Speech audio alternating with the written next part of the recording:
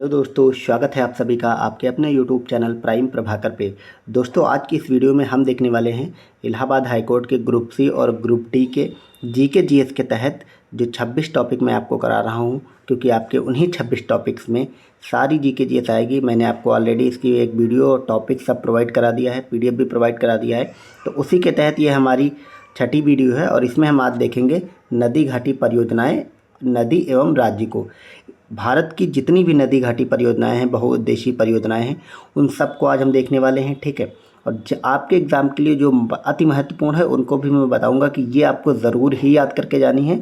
और आपको एक क्वेश्चन अपने आने वाले, चाहे ग्रुप सी का एग्ज़ाम हो या डी हो, एक क्वेश्चन या फिर 2 क्वेश्चन जरूर देखने को मिलेंगे, चूँकि 25 नंबर की जीके जैसा आती है, आप सबको पता है, ठीक है। और तो उसमें हम सभी नदी घाटी परियोजनाएं देखेंगे। इसमें मैं एक चीज़ बता दूं, मात्र 3 चीज़ें आपके एग्ज़ाम में वो पूछता है कि नदी घाटी परियोजना जो है उसका नाम, ठीक है, वो तो देगा ही। आपसे उसमें 2 चीज़ें पूछेगा कि वो किस नदी पर बनी हुई है और वो किस राज्य में स्थित है, सिर्फ इतना पूछेगा। बाकी उससे किन राज्यों को फ़ायदा होता है, इन सब चीज़ रिलेटेड जो चीज़ें हैं वो आपसे नहीं पूछेगा, ठीक है। तो उतनी चीज़ें सिर्फ आपको याद रखनी है, ठीक है। मैंने उन सारी परियोजनाओं को ले लिया है। एक चीज़ में थोड़ा सा थ्योरेटिकल पार्ट है, मैं आपको समझा देता हूँ। क्या समझाना होता है कि एक तो होता है बहुउद्देशीय नदी घाटी परियोजना और एक होता है नदी घाटी परियोजना या फिर विद्युत मतलब हाइड्रो इलेक्ट्रिक जो वाली होती है परियोजना, वो, ठीक है। तो इसका सिंपल सा मतलब आप लोग थोड़ा समझ लें, अगर आपको कन्फ्यूज़न रहती हो तो। कई बार आप देखते होंगे कि सेम परियोजना है, उसके आगे कभी लिख दिया जाता है कि बहुउद्देशीय परियोजना, कभी लिख दिया जाता है कि विद्युत परियोजना, इस टाइप की। तो बहुउद्देशीय परियोजना का मतलब ये होता है एक ऐसा बांध बनाना जिसके ऊपर बहुत से उद्देश्य निर्भर हैं। और बहुत से का मतलब क्या होता है, उससे नहरें निकाली जाती हैं, ठीक है, अलग अलग नहरें निकाली जाएंगी तो उससे सिंचाई होगी। उसी के ऊपर बांध बना बना करके वो लोग बिजली उत्पादित करेंगे, ठीक है। और बिजली उत्पादित करेंगे और उसके अलावा वो अलग अलग राज्यों में जा कर के पानी देती हैं, तो सिंचित पानी भी मिलता है, पीने वाला पानी भी जाता है जहाँ पे सूखा होता है। तो जब अनेक उद्देश्यों की पूर्ति हो तो बहुउद्देशीय परियोजना कहलाती है। लेकिन अगर वहाँ पे सिर्फ और सिर्फ विद्युत के पर्पज़ से बनाया जाए तो वो सिर्फ विद्युत परियोजना होती है। लेकिन सिर्फ अगर सिंचाई पर्पज़ से बनाया जाए तो वहाँ पे सिंचाई वाली परियोजना होती है। तो ये बेसिक थ्योरेटिकल पार्ट था, आपके एग्ज़ाम में आएगा नहीं थ्योरी। सिर्फ आपके एग्ज़ाम में क्या पूछेगा, परियोजना किस नदी पे और किस राज्य में। तो मैंने अपनी PDF में उन्हीं चीज़ों को सिर्फ शामिल किया है, उनको आप याद रखना। तो इडुक्की परियोजना पहली हम देखते हैं।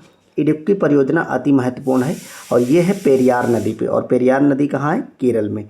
ये आप याद रखेंगे, सिर्फ इसमें इतनी चीज़ें याद रखनी है, किस नदी पे है और किस राज्य में। मैं बार बार उसी को इसलिए जोर दे रहा हूँ ताकि उसको आप लोग याद कर लें। ये इडुक्की वाली बहुत इंपॉर्टेंट भी है, ठीक है। मैंने तो इसमें जितनी भी ली हैं लगभग 30-35 परियोजना है, वो सब की सब इंपॉर्टेंट है, किसी पे भी सवाल बन सकता है। तो इस वीडियो को आप लोग बार बार देखेंगे और ये PDF मैं अपने टेलीग्राम चैनल पे प्रोवाइड करा दूंगा, पूरा का पूरा PDF, ठीक है।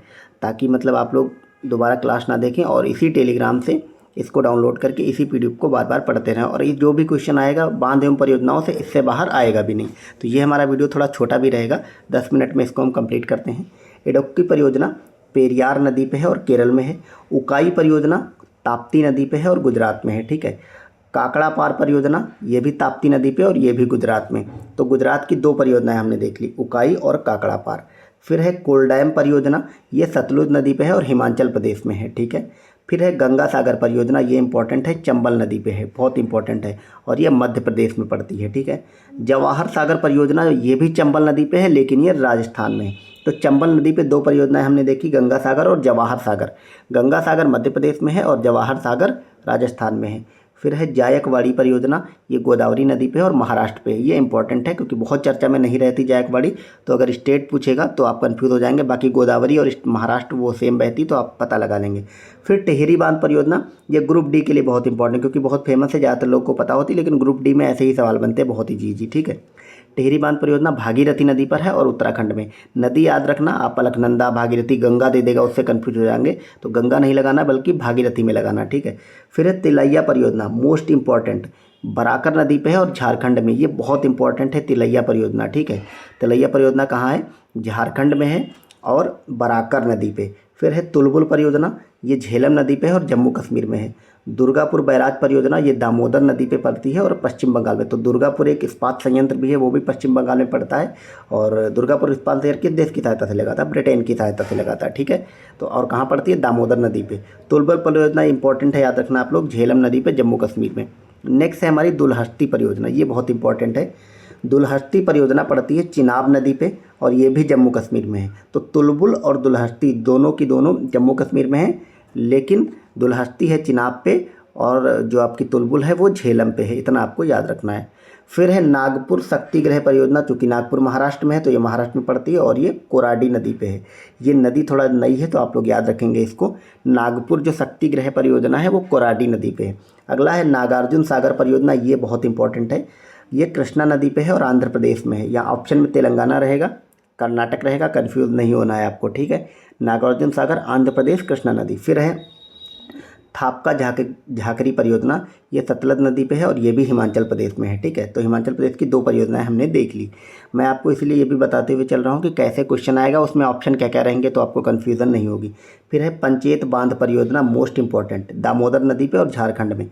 अभी हमने दुर्गापुर वाली देखी थी, वो भी दामोदर नदी पे थी, लेकिन वो कहाँ थी, पश्चिम बंगाल में। नेक्स्ट है पोचमपाद परियोजना, ये महानदी पे है और कर्नाटक में, ये बहुत इंपॉर्टेंट है। पोचमपाद, कर्नाटक, महानदी। फरक्का परियोजना गंगा नदी पे है और पश्चिम बंगाल में है, ठीक है। फिर है बाण सागर परियोजना, सोन नदी पे, मध्य प्रदेश में, ठीक है। बाण सागर वाली इंपॉर्टेंट है। भाखड़ा नागल परियोजना, ये भारत की सबसे बड़ी परियोजना भी है, आप याद रखेंगे, सतलज नदी पे है और हिमाचल प्रदेश में है, ठीक है। फिर है भीमा परियोजना, ये है पवना नदी पे और तेलंगाना में। अगली है माता टीला, ये माता टीला वाली बहुत इंपॉर्टेंट है, आप लोग याद रखेंगे, ठीक है। ठीक है, उसमें भी डबल लिख गया, मैं इस पे देख लेता हूँ डायरेक्ट। माता टीला जो परियोजना है वो बेतवा नदी पे है और उत्तर प्रदेश में है। बहुत इंपॉर्टेंट ये है, क्योंकि यूपी की परियोजना है और आप यूपी के एक हाई कोर्ट्स का पेपर दे रहे हैं तो आपके लिए बहुत ज़रूरी हो जाती है। माता टीला परियोजना बेतवा नदी पे है और कहाँ पर पड़ती है, उत्तर प्रदेश में। फिर है रंजीत सागर बांध परियोजना, चूँकि रंजीत सागर बांध परियोजना रावी नदी पे है और जम्मू कश्मीर में पड़ती है। यहाँ पे आपको कंफ्यूज नहीं होना कि राजा रणजीत सिंह जो थे उनसे आप कंफ्यूज हो जाएं और पंजाब वगैरह लगाए, तो याद रखना ये रणजीत सिंह नहीं है, रंजीत सिंह है और ये रावी नदी पे है, लेकिन है जम्मू कश्मीर में। फिर है महाराणा प्रताप परियोजना या राणा प्रताप परियोजना, ये चंबल नदी पे है और राजस्थान में है। सतलज परियोजना चिनाब नदी पे है और जम्मू कश्मीर में। सरदार सरोवर परियोजना मोस्ट इंपॉर्टेंट, नर्मदा नदी पे है, गुजरात में। और इसी सरदार सरोवर जो परियोजना है इसी के निकट आप बताइए, आप लोग स्टैच्यू ऑफ यूनिटी लगी है, आप लोग कमेंट करके बताइए वो किस महापुरुष की प्रतिमा है।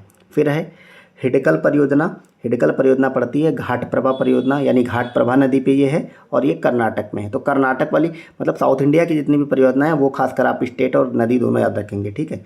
हीराकुंड बांध परियोजना ये महानदी पे है और ये उड़ीसा में है, याद रखना आप लोग, ठीक है। हीराकुंड बांध परियोजना महानदी और उड़ीसा, ये इंपॉर्टेंट है।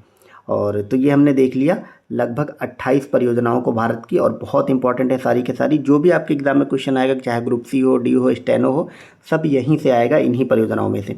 अब यहाँ पे थोड़ा सा मतलब ये एक अलग से दिया गया है, इसमें जो ज़्यादातर तो छूटी नहीं, सब हो गई, फिर भी क्विक रिविजन टाइप से इससे कर लेते हैं कि सरदार सरोवर नर्मदा नदी गुजरात, भाखड़ा नागल सतलुज हिमाचल प्रदेश, शिव समुद्रम ये उसमें नहीं हुई थी, ये कर्नाटक में पड़ती है। बाकी नदी आप याद रखेंगे कावेरी नदी पे है।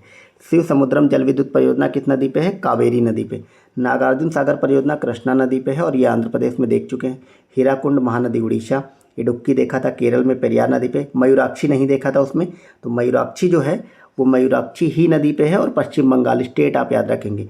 माता टीला हमने देखा था बेतवा में है यूपी में। पोचमपाद भी देखा था तेलंगाना में है गोदावरी नदी पे। रिहंद परियोजना रिहंद नदी पे उत्तर प्रदेश में, ये नहीं देखे थे, याद रखना। रिहंद परियोजना भी यूपी की है। टिहरी देखा था हमने भागीरथी पे उत्तराखंड में, और चंबल भी देखा था कि राजस्थान और मध्य प्रदेश दोनों पे पड़ती है ये, ठीक है। तो ये हमने फिर से रिवाइज भी इसको कर लिया इंपॉर्टेंट वाला, ठीक है। अब यहाँ पे क्या दिया हुआ है आप अगर देख पा रहे हैं इसी पीडीएफ में। अब मैं क्या करूँगा, आपको जो भी हमारा मेन टॉपिक रहेगा जीके जीएस का, ठीक है, वो तो मैं आपको मेन कराऊंगा जितने भी समय में हो जाओ।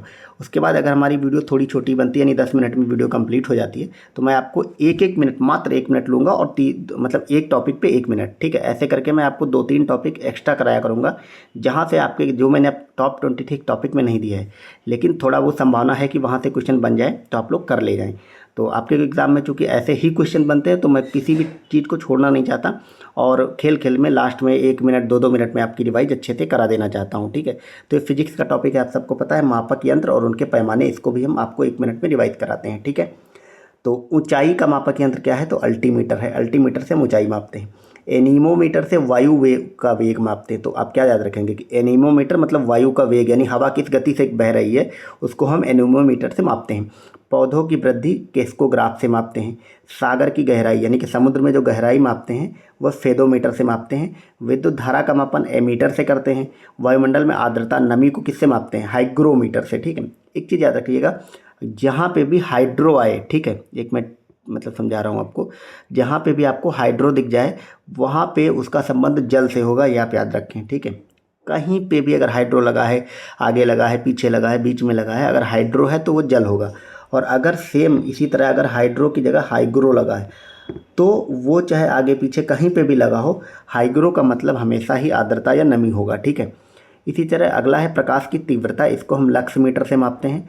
पायरोमीटर को उच्च तापमान, अगर उच्च तापमान रहेगा तो पायरोमीटर से मापते हैं। ठीक है, इसी तरह एक और मैं आपको बताऊं, अगर यहाँ पे जैसे पायरो है, अगर हेलियो रहे तो वो निम्न तापमान हमेशा रहता है। प्रकाश की तीव्रता मापते हैं फोटोमीटर से, और लैक्टोमीटर से दूध का घनत्व मापते हैं। इनमें आप सबसे ज़्यादा ये याद रखना 10 नंबर वाला दूध का घनत्व, ये आपके एग्जाम में पूछा जा सकता है। फिर हम यहाँ पे कुछ प्रदूषण से होने वाली बीमारियों को देख लेते हैं और हमारा PDF और ये वीडियो यहीं पर कंप्लीट होती है। तो पारा से कौन सा बीमारी होती है? मिनी माता बीमारी। आपसे जो क्वेश्चन पूछेगा वो बीमारी देगा और पूछेगा निम्न में से किससे होगी ये।